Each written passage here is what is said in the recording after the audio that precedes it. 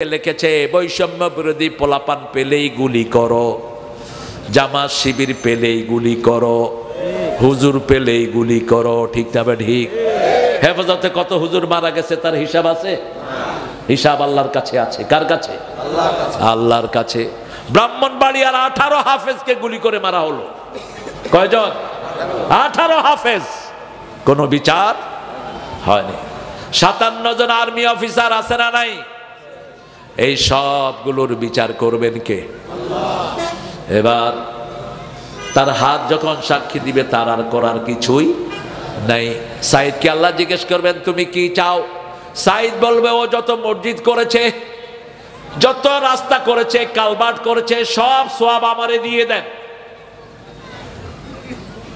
সওয়াব শেষ, এখনো পাওনাদার বাকি আছে না নাই? 2 নম্বরে এসে দাঁড়াবে মুগ্ধ। কি নাম? পানি পানি। কি নাম? মুগ্ধ বলবে আল্লাহ আমারে মেরেছে, কি চাও? ওর নামাজ, ওর জায়নামাজ, ওর হজ উমরা যা আছে এগুলো আমারে দিয়ে দেন। কিন্তু পাওনাদার এখনো শেষ হয়নি। 2000 পোলাপান গিয়ে দাঁড়াবে। নিতে নিতে তার আমলনামায় আর কিছুই নাই, কিন্তু পাওনাদার থাকবে। রাসূল বলতেন আতাদরুনা মানিল মুফলিস, তোমরা কি জানো কে নিঃস্ব? সাহাবায়ে কেরাম বললেন যার টাকা পয়সা নাই সে নিঃস্ব। রাসূল বললেন না, দুনিয়া ভর্তি সওয়াব নিয়ে যাবে, কিন্তু অমুককে গালি দিয়েছে, অমুককে ঘৃণা করেছে, অমুককে মেরেছে, অমুকের অধিকার কেড়ে নিয়েছে। পাওনাদার আছে না নাই? এই পাওনাদার তার কারো নামাজ নিয়ে যাবে, কারো রোজা নিয়ে যাবে, কারো সওয়াব নিয়ে যাবে। নিতে নিতে সওয়াব থাকবে না, কিন্তু পাওনাদার থাকবে। এরপরে পাওনাদাররা বলবে আল্লাহ ওকে নেওয়ার ওর থেকে কিছুই নাই, আমার গুনাহগুলো তার ঘাড়ে দিয়ে দেন। সকলের গুনাহ নিয়ে সে কোথায় যাবে? আল্লাহ আমাদেরকে হেফাজত করুক। বিবির মোহরানা আদায় করে দিবেন। কোন লোন নিলে যদি যৌতুক খান, বিবির হাত ধরে বলবেন বিবি মাফ করে দাও। দুনিয়াতে যত সহজে মাপ পাওয়া যায়, মৃত্যুর পরে এত সহজে মাপ পাওয়া যাবে? কেউ কাউকে একটা সওয়াব দিতে রাজি হবে না। ইয়াউমা ইয়াফিরুল মারউ মিন আখিহি ওয়া উম্মিহি ওয়া আবিহি ওয়া সাহিবাতিহি ওয়া বানি। মা ভেগে যাবে, বিবি ভেগে যাবে, ভাই ভেগে যাবে, সন্তান ভেগে যাবে। কেউ আপনাকে পরিচয় দিবে সেই দিন শুধু আপনি হবেন আপনার। ইয়াউমাইদিন তুহাদ্দিসু আখবারাহা, আপনার সব খবরগুলো বলে দিবে মাটি। মানুষের জন্য 5 জন সাক্ষী হবে। কয়জন? প্রথম সাক্ষী কে? জোরে বলেন। আল্লাহর চেয়ে বড় সাক্ষী আর কেউ? 2 নম্বর সাক্ষী হলো আপনার হাত, অঙ্গ প্রত্যঙ্গ। 3 নম্বর সাক্ষী হলো কেরামান। 4 নম্বর সাক্ষী মাটি। 4 নম্বর সাক্ষী কি? মাটি। এই যে মাটির উপরে বসে কোরআন শুনেছেন, মাটি সাক্ষী দিবে। হেঁটে হেঁটে এসেছেন, মাটি সাক্ষী দিবে। আর যদি ওজনে কম দেন, হাত বলবে ওজনে চুরি করেছে। ঠিক না বা ঠিক? ডিজিটাল স্কেলেও চুরি আছে না নাই? এক হুজুরে গোস্ত দিছে 2 কেজি, ঘরে নিয়ে দেখে 1.5 কেজি। হুজুর আবার আসলো, এসে ওই দোকানদারের সামনে বসে আছে। দেখে যে যখন গোস্ত উঠায় আঙ্গুল দিয়ে এমনি চাপ দিয়ে ধরে। আঙ্গুল দিয়ে কি করে? চাপ দিয়ে ধরে। তখন আধা কেজি কদ্দুর হয়ে যায়? 1 কেজি। আধা কেজি 1 কেজি। বাস হুজুর দৌড়ছে ওরে, আঙ্গুল ছড়া। হুজুর আপনারটা মাপি দিতেছি আবার।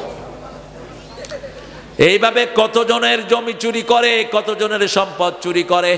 এরকম চোর আমাদের সমাজে বেশি না কম? কি জবাব দিবা বাবা? তুমি হালাল ব্যবসা করছো, অন্যায় ভাবে কেন এটাকে আরাম করে ফেলছো? রাসূল বলছেন যাকে কিছু দিবা ওদিকে একটু ঝুঁকিয়ে দাও, ওদিকে একটু ঝুঁকিয়ে দাও, তাহলে যদি কমতি থাকে সেটা মাফ করে দিবেন কে?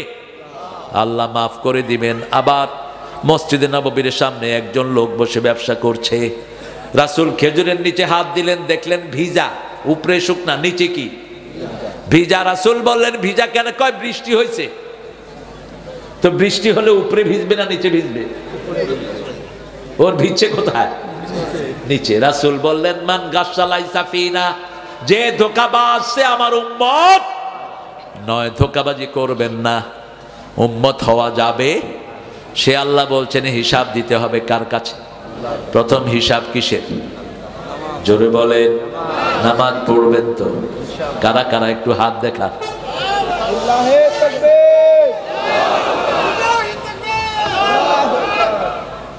বলেন, হে আল্লাহ, হে আল্লাহ, আপনার নামে কসম খাচ্ছি জীবনে আর কোনোদিন ফরজ নামাজ, ফরজ রোজা, ফরজ পর্দা, ফরজ কোরআন মানা ছেড়ে দেব না। আমিন ইয়া রাব্বাল আলামিন। ফরজগুলো পড়বেন মসজিদে। কোথায়? ইমাম কিরকম দেখার কোনো দরকার নাই। রাসূল বলছেন সল্লু খালফা কুল্লি বিররিন ওয়া ফাজির, বুখারীর সহিহ বর্ণনা।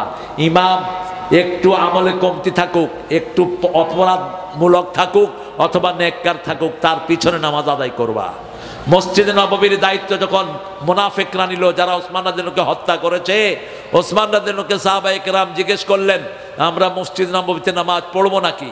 তিনি বললেন, নামাজ পড়ো, কিন্তু নামাজের পরে আর তাদেরকে মেনো না, কারণ নামাজের ভিতরে কোনো ভুল ঢোকানোর ক্ষমতা কারো নাই। আপনি নামাজে রুকু একটা জায়গা দুইটা করতে পারবেন? মুসল্লিরা কি বলবে? কি বলবে? লোকমা দিবে, আল্লাহু আকবার। তুমি এটা দিতে পারো না, আর বাদ লোকমা, আবার লোকমা। তিনবারে যদি ইমাম ঠিক না হয়, ওই ইমামকে পিছিয়ে এনে আরেকজনকে ইমাম বানাবে, ঠিক কিনা? কত সুন্দর ইসলাম। কিন্তু মসজিদে যেতে হবে। রাসূল বলছেন, যারা মসজিদে যায় না, আমার মন চায় আগুন দিয়ে তাদের বাড়িগুলো জ্বালিয়ে দেই। মসজিদে পেশাব করেছে, ওই সাহাবীকে এত বড় কথা বলেন না, রাহমাতাল লিল আলামিন। কিন্তু বলেছেন, যারা মসজিদে আজান শুনে যায় না, আমার মন চায় তাদের বাড়িগুলো আগুন দিয়ে জ্বালিয়ে দেই। শুধু পারি না শিশু আর নারীর জন্য, শিশু আর নারীদের জন্য পারি না। সেই নবীউর রাহমা সারা জীবন কোথায় নামাজ পড়েছেন? মসজিদেরই পাশে আমার। আপনাদের জানা নাই এটা? না, কে বলতেন এটা? মসজিদেরই পাশে আমার যেন গোরে হতেও মুয়াজ্জিনের আযান শুনতে পাই। আমার গোরের পাশে দিয়ে ভাই নামাজিরা যাবে, পবিত্র সেই পায়ের ধ্বনি এ বান্দা শুনতে পাবে। গোর আযাব থেকে গুনাহগার পাইবে রেহাই। মসজিদেরই পাশে আমার। ঘরের হিসাব নিবেন, প্রথম নামাজ। প্রথম কি? ছেলেকে জিজ্ঞেস করেন, বাবা নামাজ পড়েছি কিনা? মেয়ে জিজ্ঞেস করবে মা। মেয়েকে কে? মা। কারণ মেয়ের কি অবস্থা এটা সবচেয়ে ভালো বুঝবেন কে? আর ছেলের কি অবস্থা সবচেয়ে ভালো বুঝবেন কে? হিসাব করেন, মৃত্যুর আগেই হিসাব করেন। 5 ওয়াক্ত নামাজ যে ছেলে মেয়ে পড়ে, ওই ছেলে মেয়ে বখাটে হতে পারে কার কথা? সূরা ইউনূসে আল্লাহ বলছেন, অতলু মা উহা ইলাইক আকিমিস সালাত ইন্নাস সালাতা তানহা আনিল ফাহশাই ওয়ালা যিকরুল্লাহি আকবার আল্লাহু ইয়ালামু বিমা তাসনাউন। আমরা যা কিছু করি সব জানেন কে? আল্লাহ জানেন। অতলু, তোমরা তেলাওয়াত করো, আমি যা ওহী করেছি। নামাজ কায়েম করো। নামাজ কায়েমের জন্য ইমাম লাগবে, মুয়াজ্জিন লাগবে, মসজিদ লাগবে, কমিটি লাগবে, ঠিক না? ঠিক। একা একা নামাজ কায়েম করা যায়? আমাদের শিশুদেরকে মসজিদে ঢুকান। এই যে সুন্দর সুন্দর শিশুরা দেখেন, এরা মসজিদে গেলে কিছু মুরব্বীর গায়ে জ্বালা ধরে। এই এই আছে না? কেন? সমস্যা কি আপনার? আপনার কি সমস্যা?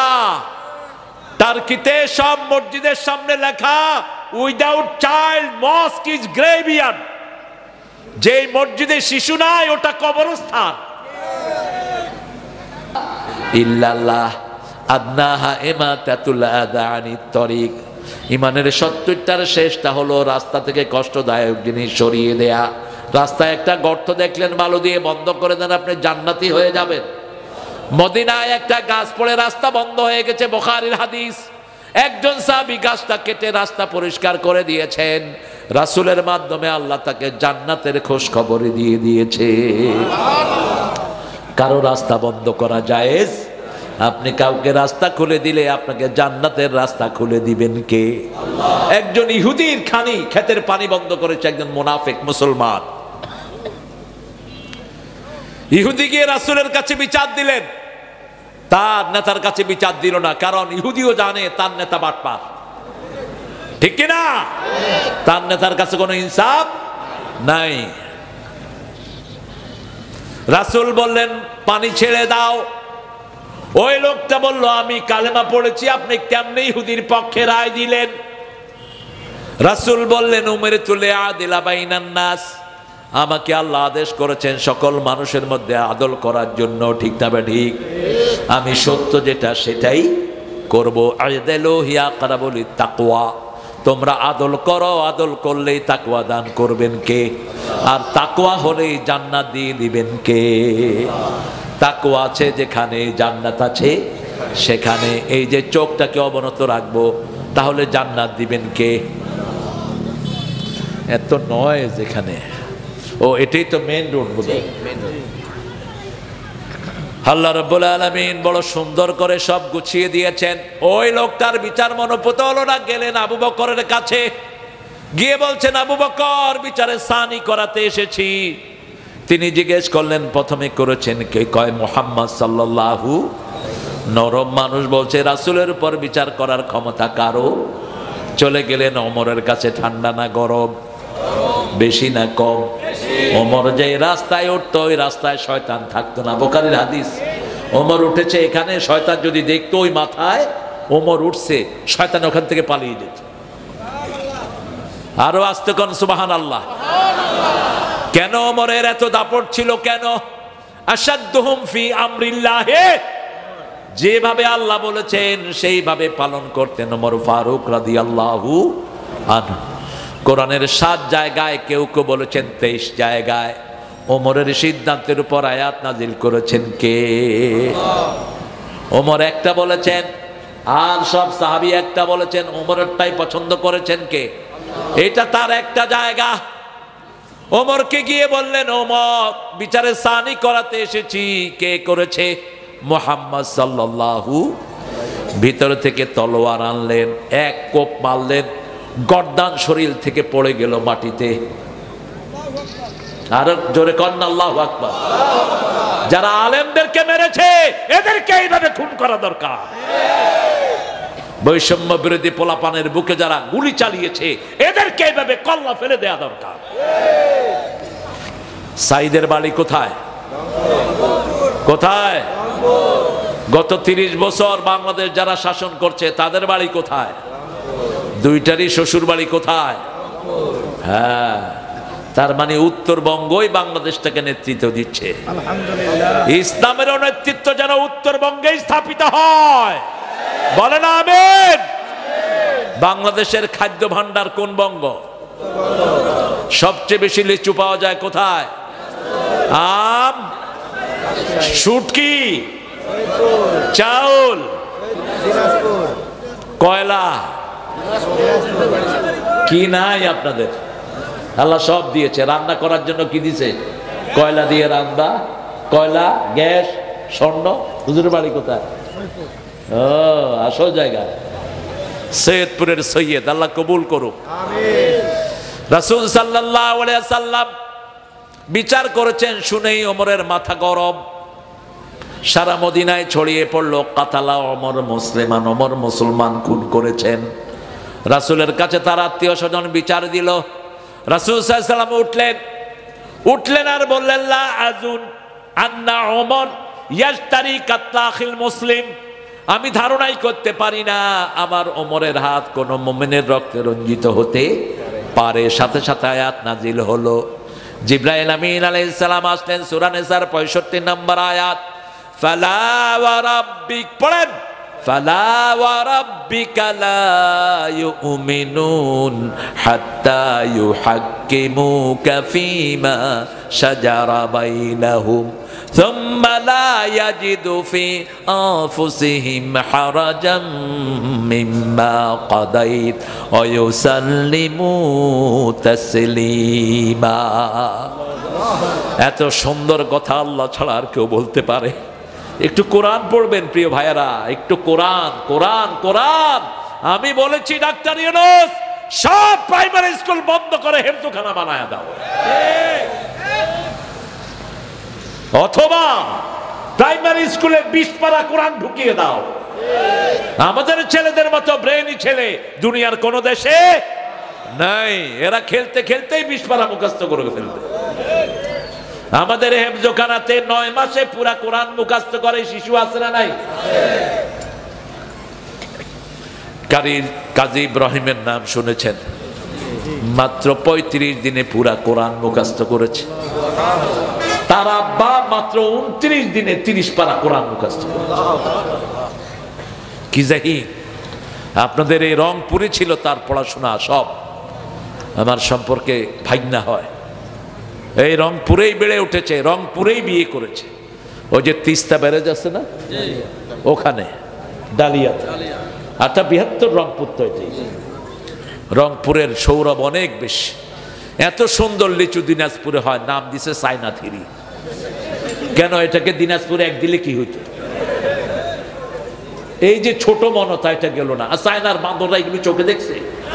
এত সুন্দর লিচু চায়নাতে হয়? চায়নাতে হয় ওদের চোখের মতো ছোট ছোট এমনি করে থাকে।